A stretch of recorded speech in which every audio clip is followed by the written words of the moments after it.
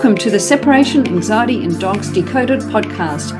I am your host, Ness Jones, and we'll be deep diving into all things separation anxiety. But before we get started, please make sure you like this episode, subscribe to the channel, and turn on your notifications so you never miss another one. And don't forget, if you are interested in joining my easy step-by-step training program to resolve separation anxiety in your dog, you'll find the link in the show notes. Now let's get started. Today, I am going to be talking about exit points because your exit point can be a trigger for your dog, just as sometimes your leaving cues can be. Now, something I didn't mention in the last episode about leaving cues, about the triggers, the things that trigger your dog. Sometimes we can look at them and say, well, do I really need to add them back in? So as you will remember, I said in the last episode that I don't add them in with my clients in my particular style of training. I don't add them in until that dog is comfortable at 30 minutes. Now, that might seem a long time, but that's how we get to where we want to get a lot quicker because we're not complicating the training by adding them in at the beginning and making it harder for the dog. So once we have identified those triggers, we can decide whether we actually have to layer them back into the home alone time or not. Now, there are going to be some things that are completely unavoidable that you cannot possibly not do. It could be brushing your teeth, for example, or maybe it's you live in an apartment where you have to lock the door with your key. Those are sort of things that we have to look at. But if there's something like a particular pair of shoes that perhaps could go into the car before you leave, an hour before you leave, or maybe the coats could go outside the door before you leave, an hour before you leave, then they're not going to trigger the dog so much because they're not really in view. So we can get creative with those sort of things. So it's something to consider as you go through a training program. However, let's not forget that there is one thing you cannot absolutely avoid, and that is your exit point. The door or the gateway or whatever it is that you leave by, obviously, it makes complete and utter sense that you can't avoid that. So you have to use it in your training.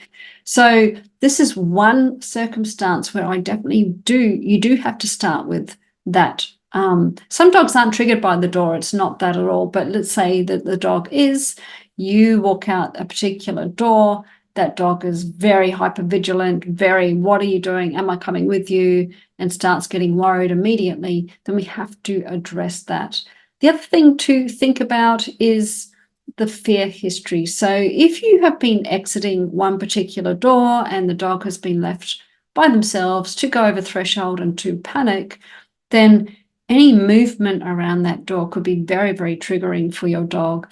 There are some places where you've got one exit point and one exit point only, and you have to do work around that. Some lucky people have more than one exit point. They can use a side door, a front door, a back door, what have you. And so if there is a fair history for those dogs around a particular exit point, we can certainly look at using a different one if it is possible.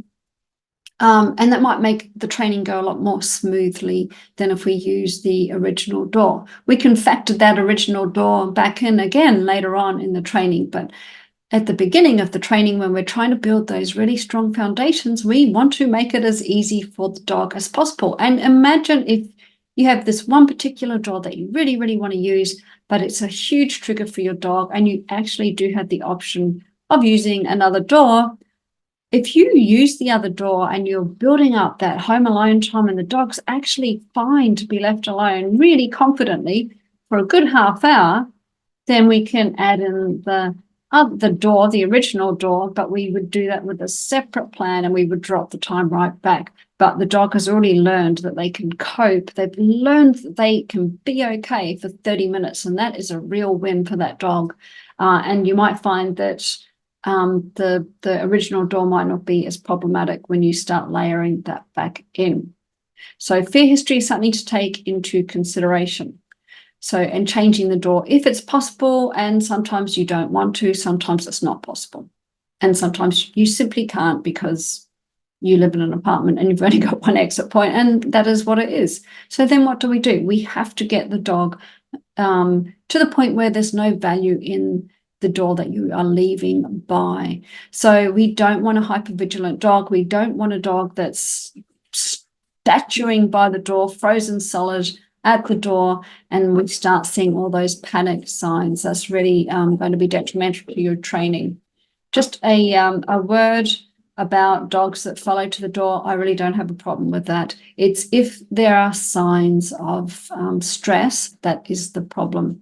So ideally, though, we would like the dog to just hang out on their bed or on the couch or wherever it is and watch you go to the door and not be too invested in the door. So we don't want the dog to put too much value in the door. And how do we do that? It's quite a structured plan with my clients. I offer them a very structured plan to the point where the dog should be rolling their eyes at the thought of you going to the door. They're so bored with your backwards and forwards that they are, I don't care anymore. This is boring. I'm going to go back to sleep, or whatever it is they're doing. I'm going to go and play because I don't care what you're doing anymore. You are being really, really boring. And it helps to lessen the value in that door so that when you are doing your training, when you are actually leaving, they're not too worried about it. They're not too concerned about it. They're like, oh, mum's being weird again. Okay. So just to reiterate, I don't mind if your dog follows you to the door. Lots of dogs hang out by the door. They wait by the door. They're waiting for you to come back. We just don't want all the other scary signs of distress that the dog is feeling uncomfortable, because that will be undermining your training and you will probably not make as much progress as we want. But we still need to get you out of the door. So it is very structured. It is a lot of backwards and forwards. What it's not is standing at the door, opening and shutting it, opening and shutting it, opening and shutting it. I have had clients in the past that were working from home, because that's always a big one, isn't it? And they would be walking from their office to the kitchen to make a drink or what have you, and stand at the door and opening and shutting the door while they were walking past. And then on the way back, it's not really going to help the dog learn that the door is not a thing of value. It is a very structured getting up to the go. It's very, here you are, nice and relaxed. You get up, you walk to the door, you come back. And it's over and over and over again. And maybe you don't make it to the door the first time. Maybe you only make it a few feet. Maybe then the next time you go a little bit further. And you repeat, and you don't move on to the next step until the dog is okay with it. Because if you just get up and go straight to the door, open the door and step outside, your dog's probably going to be quite vigilant and quite worried. Probably you'll see a lot of signs of discomfort, lip licking, maybe some yawning, maybe some wide eyes, and it could start to escalate. We don't want that. We just want the dog to be nice and relaxed. So you might just stand up and sit down 10 times. It could be as simple as that. And once the dog sees you do that, they're going to get pretty bored pretty quickly. The next step, you might stand up, walk towards the door, but not quite get there, and then come back, and you might repeat that a few times as well. Could be 6 times, could be 10 times, just depends what your dog needs. And then you might get a bit closer for the next session, and then the next session you might rattle the door handle and repeat. And then next session you might open the door, but you might stay inside, and you might repeat that several times. It's very structured. The idea is that you can get on the other side of the door. Now, your dog knows that you're on the other side of the door, so that's okay. It's not about your absence. It's about the dog not being invested in your exit point, whatever that is. Eventually, you want to increase the time on the other side of the door. You want to be able to move away from the other side of the door. And that's something we can get to. But initially, it is all about the door not being of value to the dog. So with my clients, the ones that go through a threshold assessment, they often don't have any time yet to get outside the door. So I don't want to do a threshold assessment if they've got, the dog can't even step outside the door for 1 second. So I encourage them to do this door desensitization to get the dog really bored with that front door or the exit point. And then we gradually increase that time on the other side of the door for 1 second. Then it might be 5 seconds, and it might be 10 seconds, and it might be 20 seconds. It's very structured. And so by the time we get to the threshold assessment, I've got some time. They've got some time up their sleeves, and I can do a more fully rounded assessment and make sure that they're doing okay.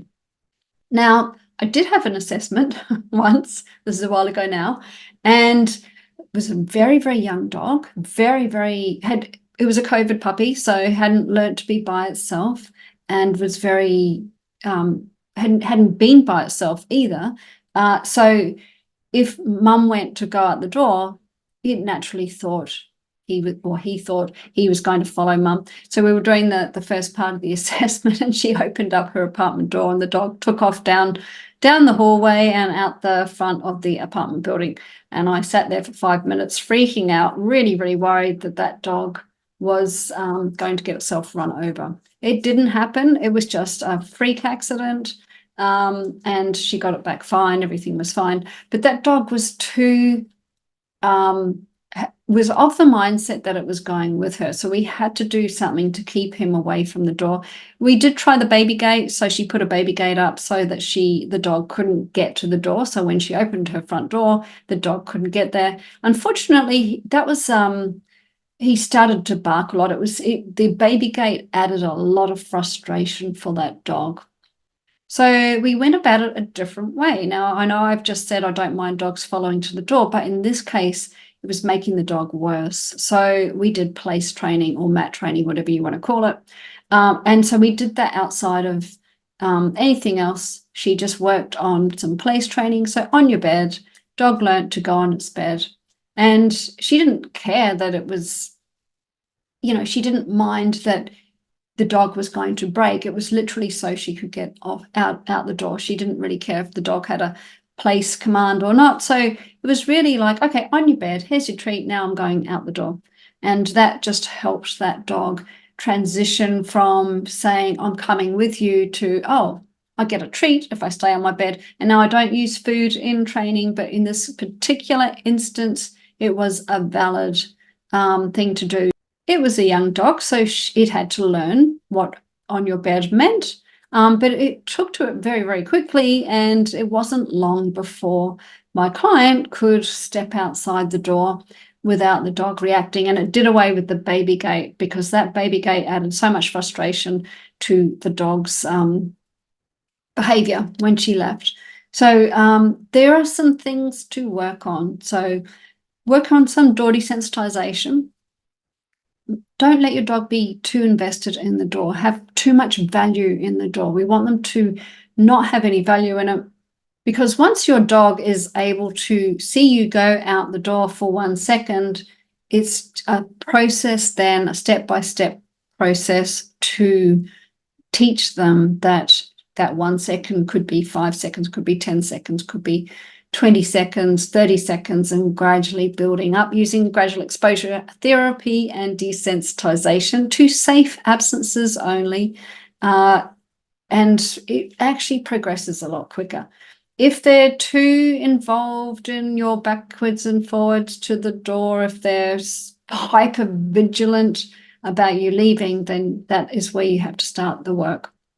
And, some dogs, the backwards and forwards can be in itself a trigger, maybe not the right word, but let's say it can stir them up. So if you're going backwards and forwards to the door and they're like, oh, what's this game? I'm coming with you, and they get more and more hyped up, that's obviously counterproductive as well. So what can we do to address that?